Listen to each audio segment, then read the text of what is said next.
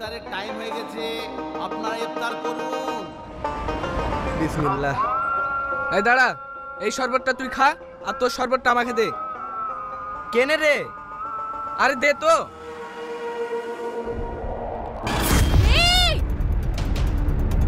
নির্মল কি শরবতটা খেয়ে ফেলেছে এবং নির্মলের কি হবে আর গ্রামের লোকেরা নির্মলের সাথে কি করবে? পার্ট 2 কবে আসবে এবং পার্ট 2 তে কি হতে চলেছে? তো হ্যালো বন্ধুরা, আপনারা কেমন আছেন? আশা করি খুব ভালো আছেন, আমিও ভালো আছি।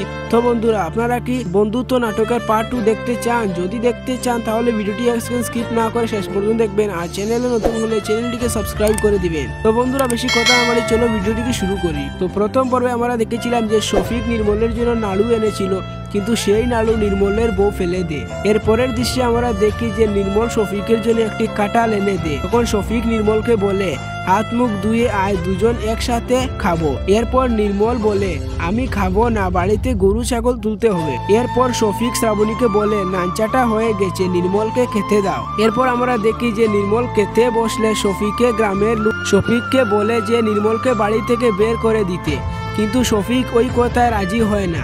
এরপর তারা বলে নির্মলকে যদি বাড়ি থেকে বের করে না দিস তাহলে তোকে গ্রাম থেকে বের করে দেব।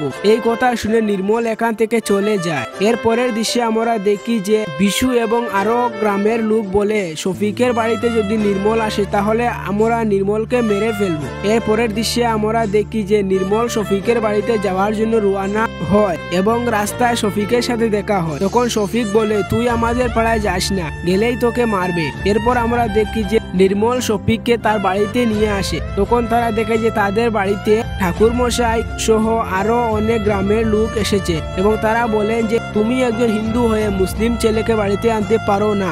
এরপর তারা বলে তুই যদি আমাদের কথা না মেনে চলিস তাহলে আমরা তোকে সমাজ থেকে বের করে দেব। এই বলে তারা চলে যায়। এরপর আমরা দেখি যে নির্মল এবং শফিক বসে আছে এবং নির্মলের বউ এসে বলে ইফতার রেডি হয়ে গেছে, খেয়ে নিতে। এরপর আমরা দেখি যে নির্মলের বউ লেবুর শরবতে কি একটা মিশিয়ে নির্মল এবং শফিকের জন্য নিয়ে আসে। তখন শফিক বলে ভাবি এখনো ইফতারের টাইম হয়নি।